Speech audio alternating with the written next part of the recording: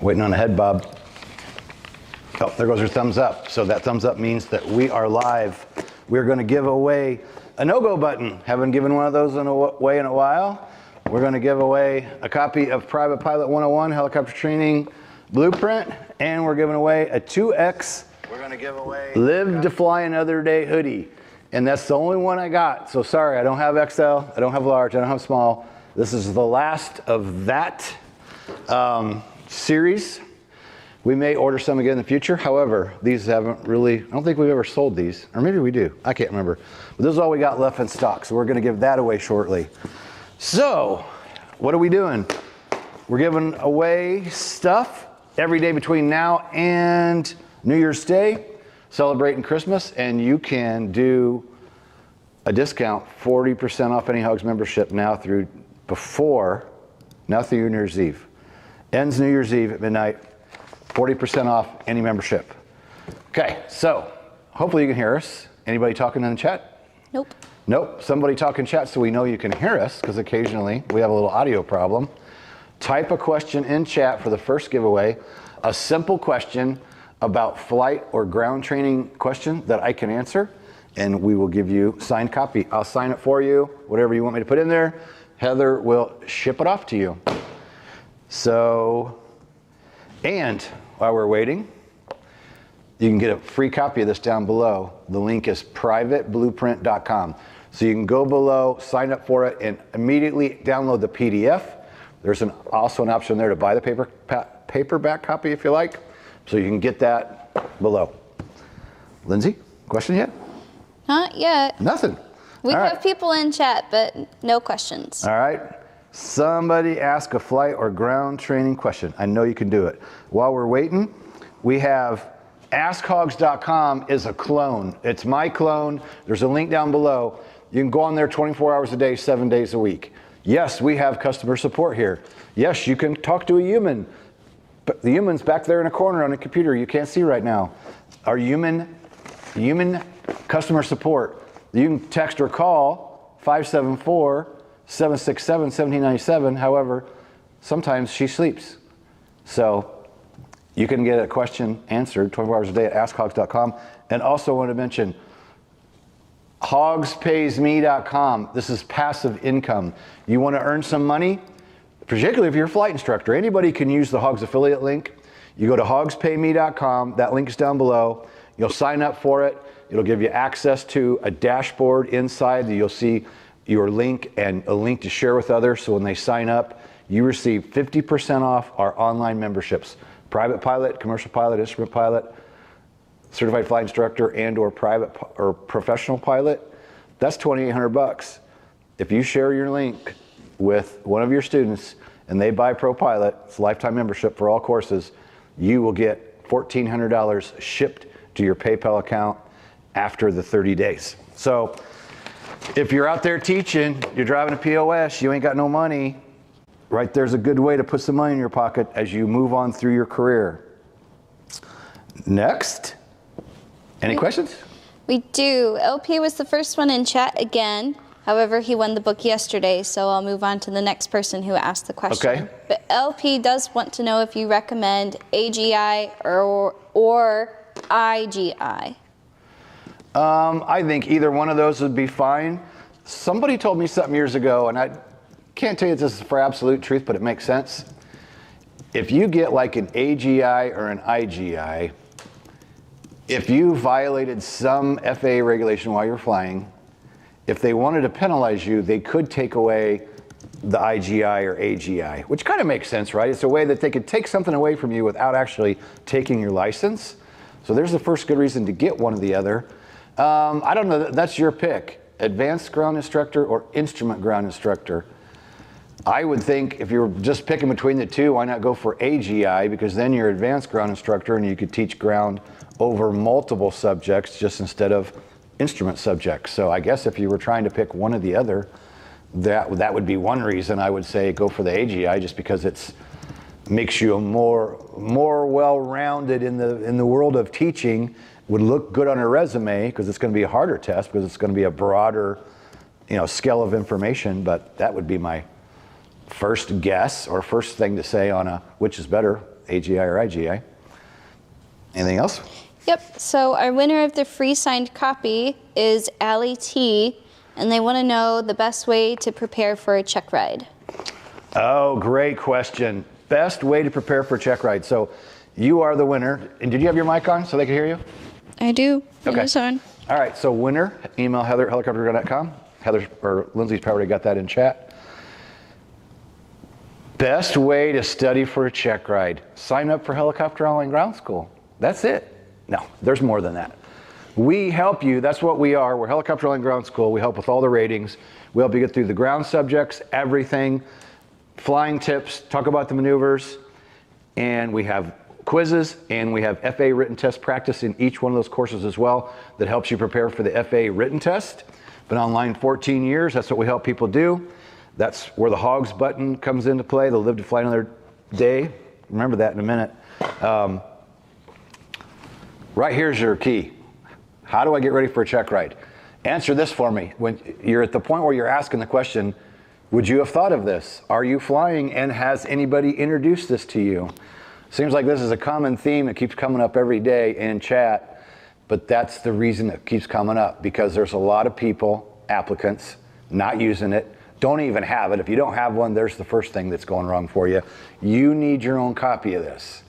And the instructor that you're working with, I don't care what rating it is, your instructor should be doing this and going through this. Because when you sit down with the examiner, they're pulling their questions for the test from the Airman Certification Standards, okay? Our examiner, he has his own binder, and it says plan of action on the front. And he explains during the test to the applicant, and while I'm sitting there before they get started, he said, you know, I have a plan of action. My plan of action I have pulled from the Airman Certification Standards. And he adds to that, his plan of action, he adds the areas that you were deficient on your written test. He looks at those prior to your check ride, because that information's embedded in the FAA, and he's going to pose specific questions that pertain to those areas where you missed a question on the written test. There's no secret to it. You go through the book step by step. And some people say, well, the answers aren't there. Well, no, that's not the point. The answers aren't here. The subjects are here. So as you work through here, example, let's just start reading them. The applicant demonstrates understanding of certification requirements, most recent flight or recent flight experience, and record keeping. So that means they're going to say, what do you have to have on you when you go fly? What do you got to do to keep your license current? What's the aircraft have to do to be current? What do you got to do for a flight review? What things do you have to put in your logbook? Okay, so it's telling you the area that the examiner is going to cover. So if you go, I'm good on certification requirements, but I'm not sure on recent flight experience, then you go to whichever other resource you're using, whether it's HOGS or the FAR manual or whatever references you have, you go seek out that topic, read about it, learn about it, and then go back to the PTS, or I'm sorry, ACS. So that right there is the number one way to get ready for a check ride. ACS, if you're not using it, you should be going through it. And number two, you should sign up for a HOGS membership and let us walk you through. Oh, it brings me back to the HOGS Wall of Fame back here. I wanted to make a video real quick before we went live. I wanted to show you, and I ran out of time. Back behind me is what we call the HOGS Wall of Fame. You can see it a little bit in the camera. Back there on the wall is private, commercial, instrument, and certified flight instructor. All those pictures that you see revolving back there, they're all HOGS members that have passed a private pilot test, and they've sent in a quick, short description like, hey, I couldn't have done it without HOGS. You know, it helped me with the aerodynamics, or it helped me, you know, because I'm a visual learner, the videos helped, however we helped you. They send in a picture, excited about their check ride, and then we send them the HOGS no-go button. So you get to go up on the HOGS Wall of Fame, and we'll highlight you up there, and we send you the no-go button after passing the check ride. And we've been doing this now going on 14 years. It's not 14 years yet. It will be. March 1st, 2025 will be 14 years. Remember this, because this is going to come up here in just a second. Is that this? Yeah. Well, let's go to the question then, right? I just said it. So for the giveaway, Because we're doing the 2X hoodie now, right? Yeah. How many years has HOGS been online? This is for the 2XL hoodie. Sorry if it's a little big for you, wear it around the house or throw it in the dryer and shrink it up or give it to a friend. You got a winner already? No, I was going to say, I don't know. I really like oversized hoodies. So Some people like them oversized. I mean, it's new. It's nice. These are like $100 value. They're nice hoodies, and this is brand new. Just happens to be the last one of the last shipment that we got. So we decided to use that for a giveaway. We haven't been buying on all transparency. I'm operating 2 helicopters, an R-22 and an R-44. So because of that reason, and it's slow time of the year, we haven't had the extra cash to be buying a whole bunch of giveaways. So we're giving away what we got. All right. Have another question yet? I do have a winner. You have a winner. Who's the winner? Herman Clark. He said 13 years going on 14. Nice. 13. See, was paying attention and listened. 13 years going on 14. You are the winner of the XL hoodie. The next question we'll do in a few minutes after some more questions, if we have any, will be for the HOGS no-go button. Any other questions pop up, Lindsay? Going back up onto chat, Nick Good. Do you recommend going as a CFI and a time builder if he decides to fly as a career? If he decides to fly career. Do I think using CFI to build time is the way to go? Yes, absolutely. We answered this question actually within the last couple of days, but that's fine. We'll answer it again. Here's the way it works in the industry. The low time jobs that are advertised and posted out there are usually for a certified flight instructor. Some flight schools will hire you with minimum flight time. You maybe have 150 hours if you're going to be in, like, say, an Instrum or a Cabri. In Robinsons, you have to have 200 hours before you can get the SFAR endorsement. But most jobs for CFI are low time entry-level positions. The other positions that are available for different things, whether there's obviously a wide range of jobs out there. But one of the main jobs that you can get with low time would be commercial, or would be like tours. But a lot of places won't hire you until you have maybe 250 hours, or they might say 400 hours, or they might say 500 hours. So if you get your commercial and you go out and try to get your first job, that job is going to be hard to find. I'm not saying it won't happen, and I'm not saying you won't get it. But in general, with super low hours as a new CFI, the only thing open is CFI, but you can at least get those jobs and start building your time. As a brand new commercial pilot without an instructor rating, with say 150 or 200 hours, you might get a job, possibly, but they're gonna be less prevalent. That's just the way the industry works.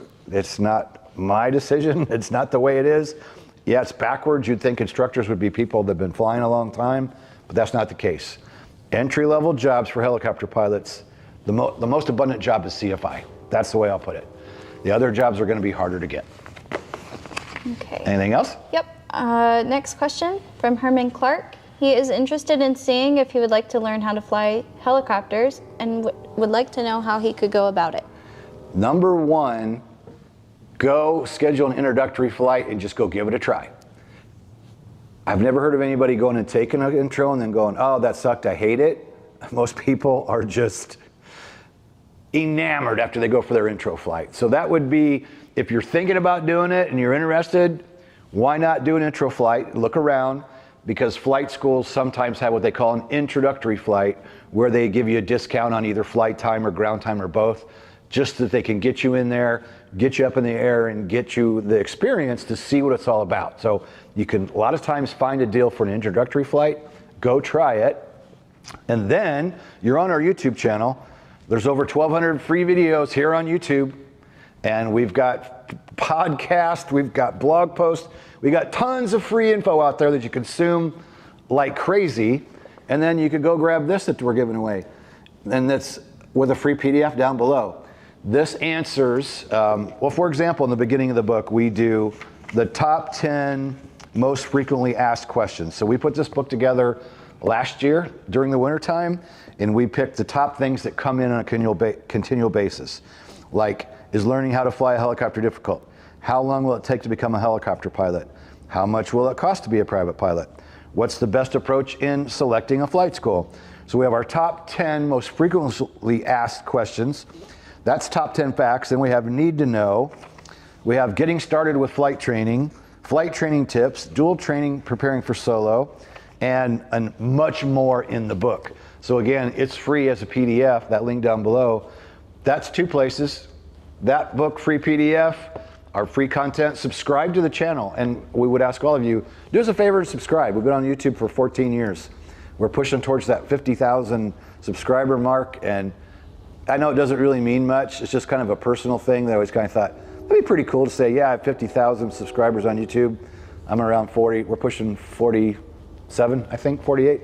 I'd like to see it get to 50,000 just because it sounds cool. No other reason than it sounds cool. You don't get the YouTube button until 100,000, so don't know if we'll make that one or not, but anything else? Dean Paul, for a helicopter add-on, what are your thoughts of training and going towards the commercial, or stick with a private and then move on to commercial? For add-ons. Yeah. Isn't that interesting that this keeps coming up like every day? Yeah. And that's okay, because a lot of people ask this question. So here's the deal on commercial. Whether you go to private or you go to add-on. I've been doing check rides for 24 years. And we do a lot of commercial add-ons. We do a lot of them. We've done a lot of them just in the past year. This year specifically, we've done a ton of commercial add-ons. And a lot of people call up and they say, hey, I want to do my commercial add-on. I'm like, okay, cool. You can obviously do that. However, did you read the reg and do you realize that there's 35 hours of PAC that you have to have before you can take the test? And they're like, oh, really? And I'm like, yeah. So you either got to go fly solo for 35 hours to build that 35 hours of PAC time once you have your private before you can test for the commercial. If you do the private add-on instead, it's only 10 hours of solo, 10 hours of PAC. So it makes sense to do the private first and 20 hours of dual training, 10 hours of solo. You can take the check ride if you're proficient. Most people take more like 40 or more, but you could take the check ride. Then when you go fly as PIC, whether you're flying by yourself or you're taking friends and family to go fly and have lunch somewhere or go sightseeing, you're building PIC time towards the commercial. What people say once they realize this, they're like, oh man, I don't really want to fly around 35 hours by myself, so I'm just going to go ahead and get the private add-on first. So again, it's your choice. There's no reason you can't go straight to the commercial add-on. There's no reason you can't. Just remember there's that 35 hours of PIC, and everybody that I've ever done these for always go, you know what? Let me just do the private first. Then the other thing to think about is I lost my train of thought. God, I lost my train of thought completely. What the hell was I talking about? You're talking about 35 hours PIC. Yeah, the 35 hours PIC. So you got to look at that as the biggest thing. And again, sure, doing the private first and commercial later is another check ride. I get it. That's more expense. You could do all the training instead of training for private, you could do, well, here's what you could do. And I've seen this done. Our examiner said you can actually do it. You could cover all of the commercial requirements, right? You could go to flight school and say, okay, I'm going to do the private add-on, but I want the requirements to cover the commercial so that they could be used again for the commercials, if this makes sense. So you could make sure your cross countries are long enough to cover the commercial check ride later. You could make sure all your requirements would cover what a commercial would need, do the private, build the PIC, then freshen up a little bit with someone before the CFI check ride, and then commercial, then take the commercial check ride.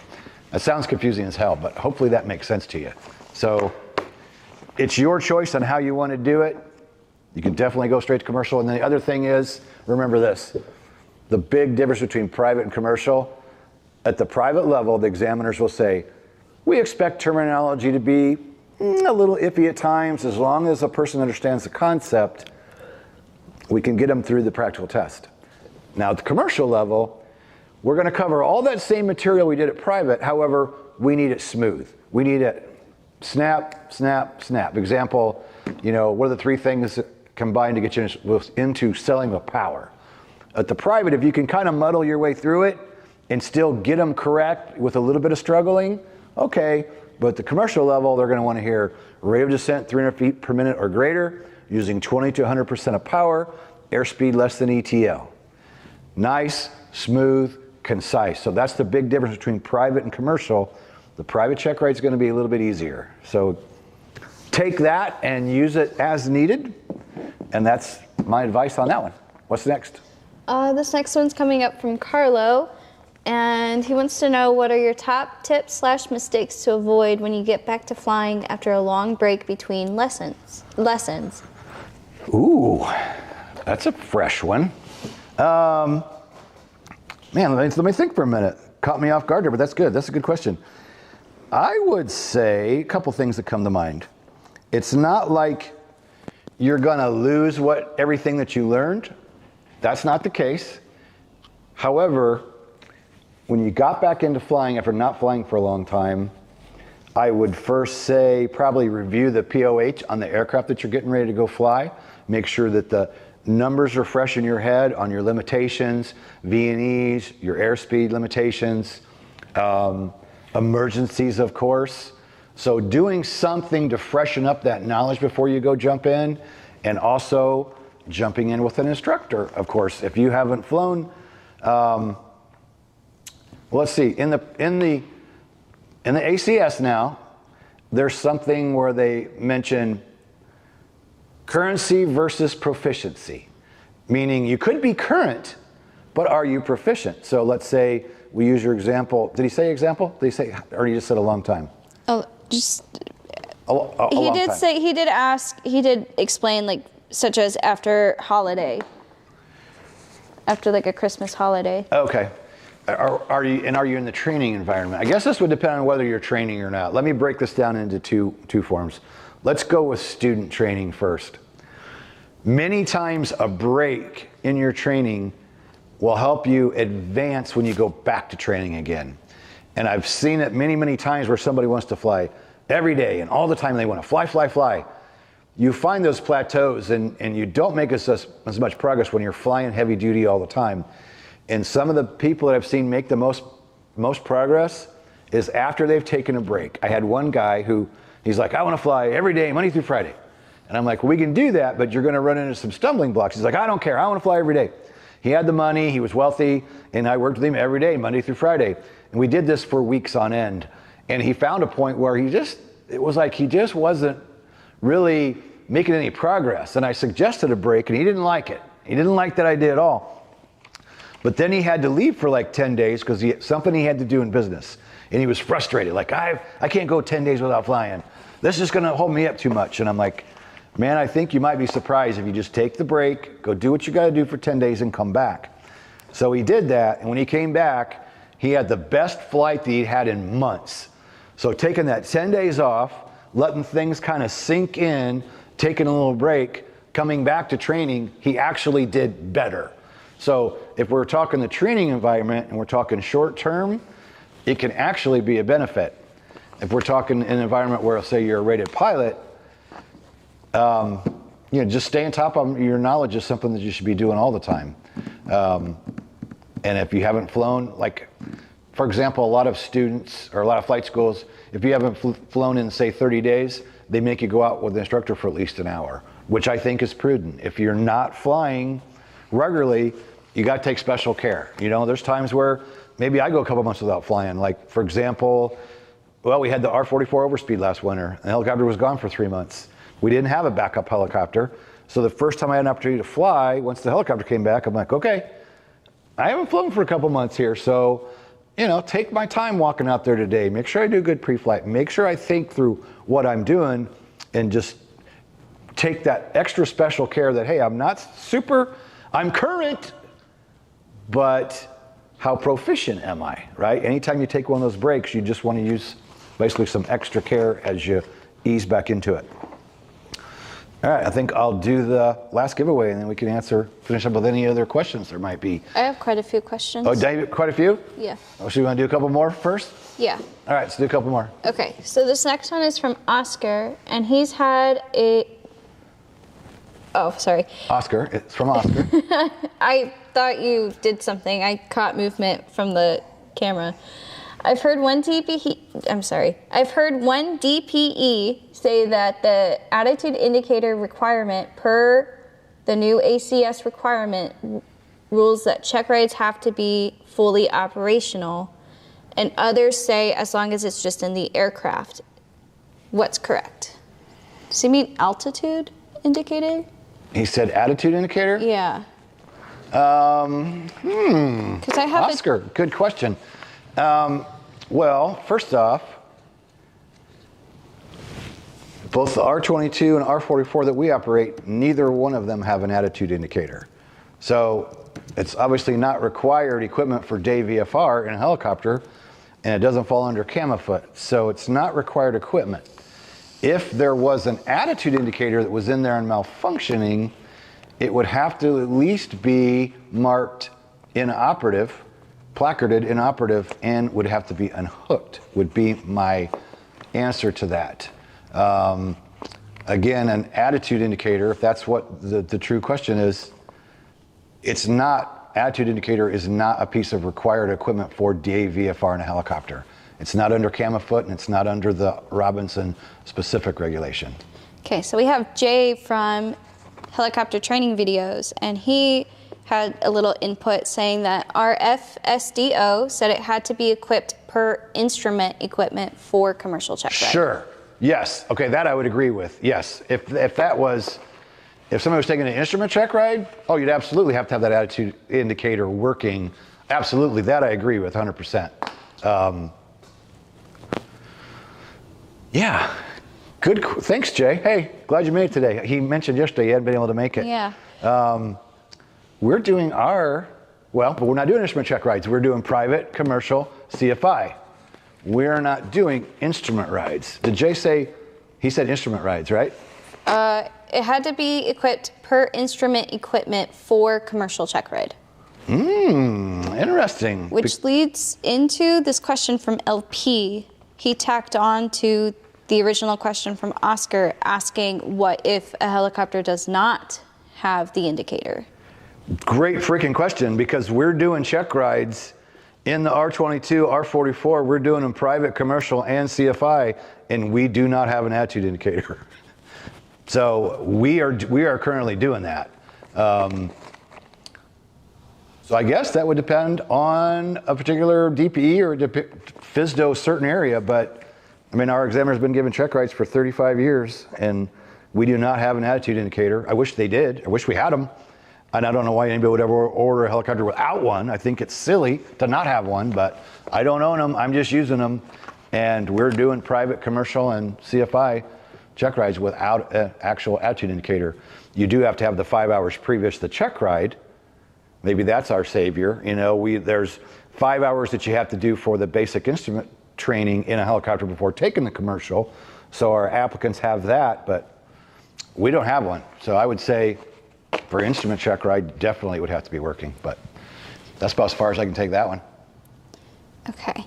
I'm gonna get back up to this one question. This is coming from Reicher 735, and he just wants to know from a pro, how safe are Robinson helicopter pilots, Robinson helicopters in your opinion?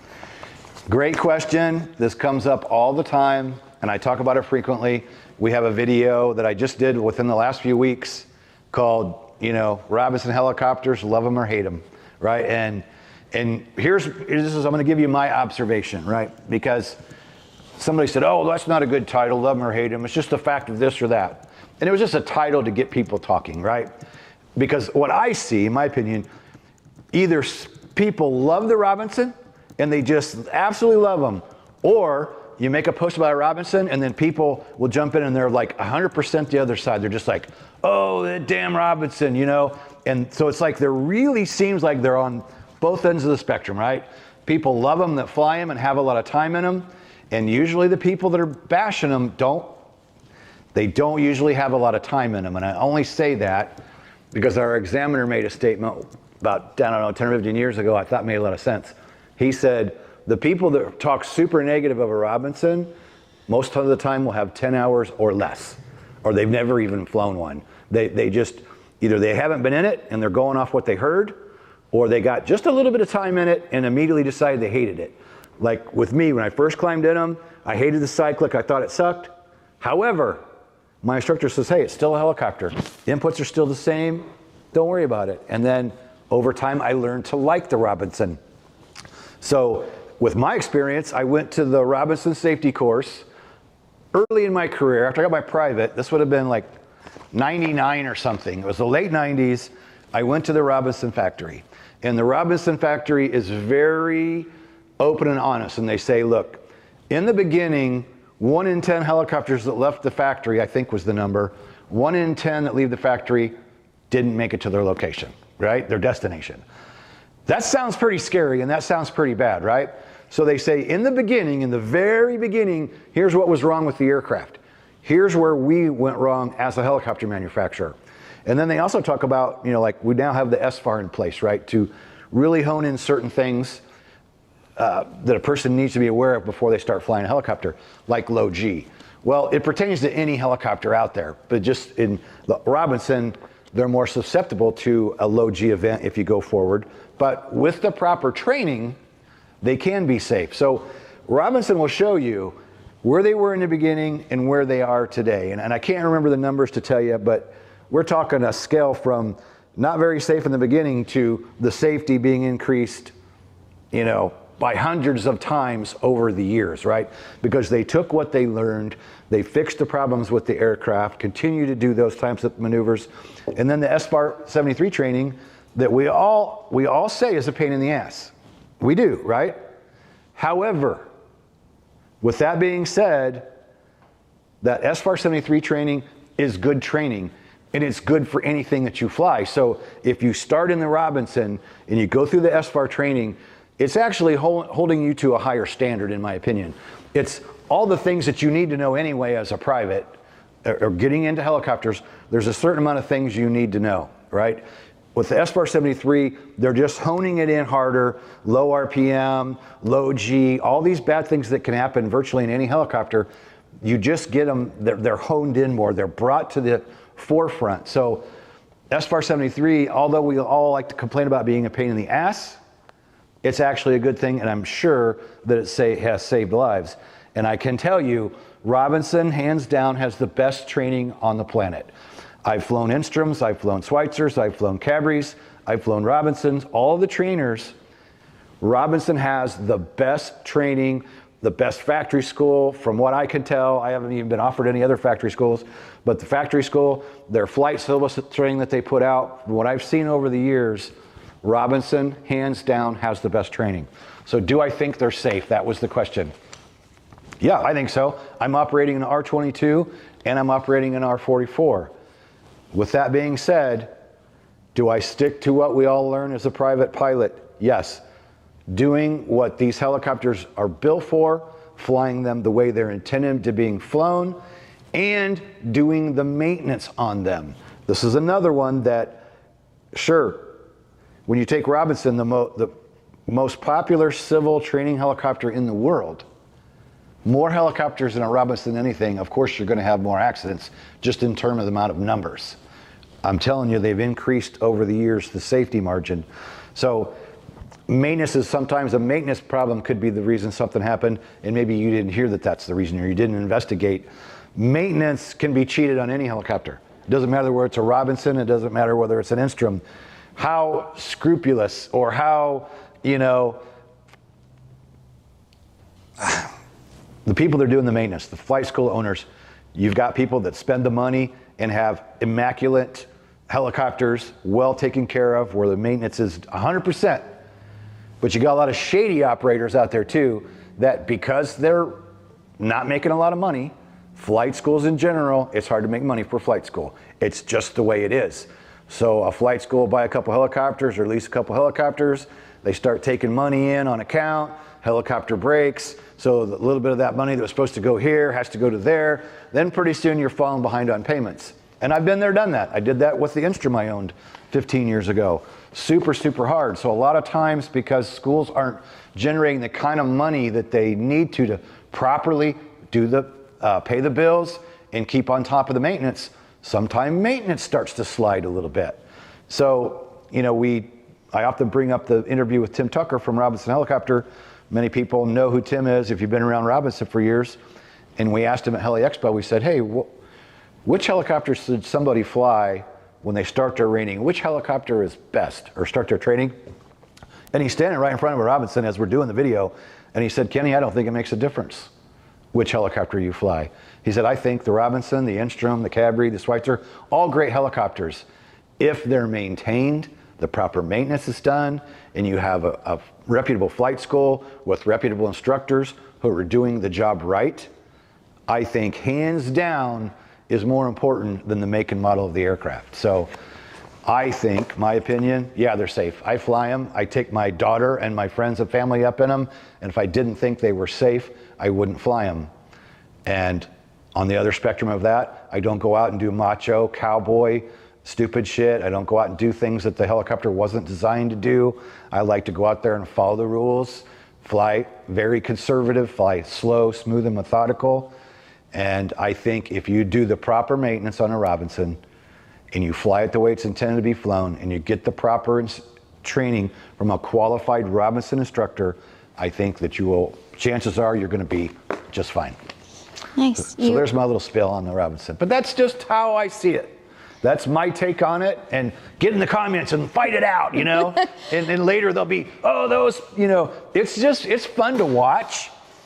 And I think my examiner's right. And so I just kind of sit back and laugh. I don't get all offended when somebody makes some really snide, shitty remark, you know. I blow it off. Hey, thanks for commenting, right? Like, they have their opinion, I have my opinion. That's my opinion. Managed to answer quite a few questions in chat over the Robinson. I'm sure. What's a great topic? I mean, you can't deny it's the most popular training civil helicopter in the world. I mean, you can't deny it, right? And again, when you're in them and you're around them and you're flying them, and if you maintain them properly and you give them the love and the maintenance that they deserve, probably not going to have a problem. Well, we'll move on. I have a couple more questions, and then we'll move on to our giveaway. Okay. Okay, so this next one is coming from G. Bluesman, and he wants you to explain the elastometric bearings. Elastomeric bearings. Metric? It might be elastomeric dampeners. I'm familiar with elastomeric dampeners because that I can tell you. In the helicopter accident that I was in 2005, it had elastomeric dampeners in the rotor system, meaning you had a big piece of rubber up there that allowed that attached the root of the blade that let the blades move fore and aft. Prior to that, they had a little hydraulic cylinder that was there for 40, 50 years.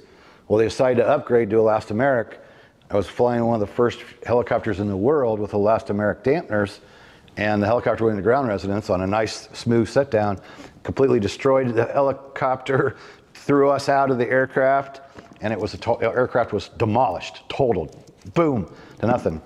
But elastomeric bearing, I'm feeling like I'm dumb because I don't know what an elastomeric bearing is. A bearing is normally a hard, round bearing with ball bearings in it and an inner piece that moves. Could they mean the elastomeric bearing in the R22/R44 tail rotor teeter hinge? I'll have to research that. I don't have an answer for you. AskHOGS.com.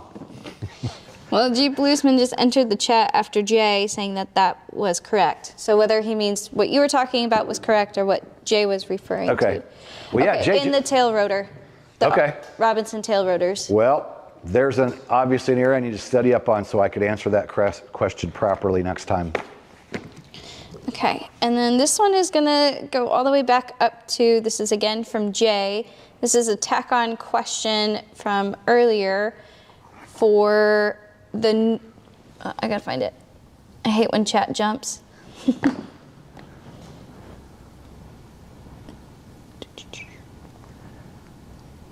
So while she's looking that up, I'm going to type in askhogs.com. You know what? It's the most ways. Do I have my computer here? Askhogs.com. How much you want to bet? Oh, I found it. Found the question? Yeah. How do they do unusual attitude and the new hood task in the commercial check ride. Read it to me again. How do they do unusual attitude and the new hood task in the commercial check ride? New hood task. I'm not sure specifically hood task. Well, they could. One thing they could do is, of course, is use the good old foggles. You could use. Well, actually, let me rephrase that. When I did my CFI reinstatement, the examiner had me lean back, close my eyes, get the helicopter in a weird position, and then open their eyes. That's what he's used on all the check rides that we've done in the recent past, was just get somebody and have them close their eyes, put the aircraft in an awkward position, and then open their eyes. But as far as hood, I never used a hood. The only thing I've used is foggles. And the only other thing we have used now is we do have the Icarus device over here. The owner was good enough to bring us one and let us demonstrate it, and we have a couple videos on that. The Icarus device is super for doing practice inadvertent IMC and, you know, focusing on the controls. But as far as hood, I haven't used an actual hood. Okay. What else you got? The giveaway. All right, so we designed, and I'm going to force you through listening to this. We're going to give away HOGS no-go button. This is a mini. We're giving away the minis. For years, we were giving away this big one. Live to fly another day. Helicopterground.com. And the reason that we designed this, and I'm going to tell you the story real quick because this is hopefully important and it helps save people's lives.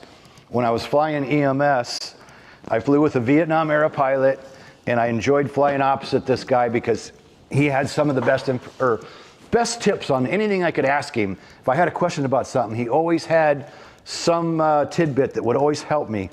And at the EMS base, he had the easy button. And what he would do when he would get a phone call for a flight, he would get the location, you know, get where we're going, and he would go check the weather. And when he would check the weather, if the weather was not good enough and he was going to make a no-go call on the flight, he would just say, you know, due to weather, I'm going to turn down this flight. Hangs up the phone and he would go, That was easy. he'd hit the easy button. And that affected me because I thought, how cool is that, right? When you're making these weather decisions, go and no-go, it can be very difficult sometimes, whether it's your own, whether you're pushing yourself, you're being pushed by the guy you're working for, you're being pushed by the news station, you're being pushed by the photographer. In EMS, you could be getting pushed by the crew or the hospital. So a lot of times you know you're making the right decision to say no, but then you hang up the phone and you second guess yourself and you sit there and go, oh man, you know, I did what I thought was right, but now they're disappointed because we're not going. And by him hitting that button, that was easy. It just kind of made you go, wow, right? Just a neat little kind of like relief and almost treat, I would call it, for making that decision. So I took his idea, basically stole his idea, like everything that I do in HOGS that's worked out and been good over the years, I've taken from somebody else, right? All the good stuff is all stolen. I've learned from others. Luckily, I've flown with some incredible people in the industry, and I've learned a lot. So I just take the stuff that I've learned and turn it into my own thing. So we created the HOGS no-go button. So the idea is, when you are making your weather decision, we have members who have sent us in videos. Their computer's on the table, and they're looking at a weather situation, and they decide they're not going to go. Live to fly another day. Helicopterground.com. They hit the button. So it's just kind of a fun little thing to just boom, hit it, and treat yourself for saying, yes, I want to go, I feel the need to go, but looking at that weather, I know I probably shouldn't. What's the right decision? Hit the no-go. So we built it, we had no-go put on the side, and of course put the logo, or not the logo, what do you call it? Slogan? The slogan. So that's what we're going to do for the giveaway right now. What is the slogan? Super easy. First person to type in the slogan. Use proper pronunciation and spelling, please. Punctuation and spelling, please. Is the winner of the no-go, and we'll ship this off to you. So that's the idea between the go no-go button and we send these out to you after you pass your check ride. Send us a picture of after your check ride, either with the helicopter or holding your certificate, there with the examiner or whatever, and just mention a sentence or two of how HOGS helped you get through that rating, and then we send you the no-go button. Do you have a winner? I do. Paul was the first to answer with Live to Fly Another Day. That's it. So in the Live to Fly Another Day, where did that come from? That came from our audience. We polled people when we first designed this. We're like, hey, we're building this new button. We're building this no-go. What are your ideas? You know, we of course came up with some of our own, and then we polled our audience, our members, our ground school members, and just said, what are your ideas for a slogan to go along with this button that we're making? And so we took one that came in from a member, and I wish I could remember who actually came up with the idea, Live to Fly Another Day, but that's where it comes from, was we just polled our members and said, what would you think would be the best slogan to go along with this button?